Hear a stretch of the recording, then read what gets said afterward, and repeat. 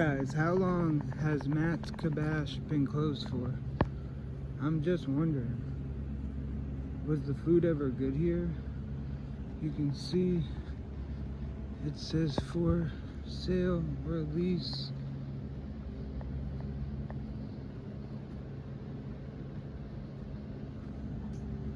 Yeah, I was just wondering, do you guys have any memories here? Like, I never ate here, so just wondering.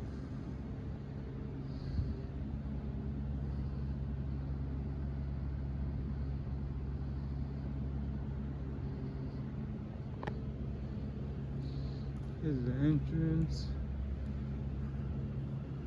Yeah, let me know if you guys been here. What should they put here?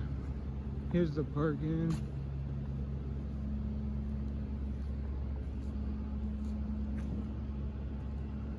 Wow, it's pretty nice. Right across the street from Mango Malley's. So yeah, guys, I was just wondering if you ever been here, ate here, and what should be going here. Thanks for watching.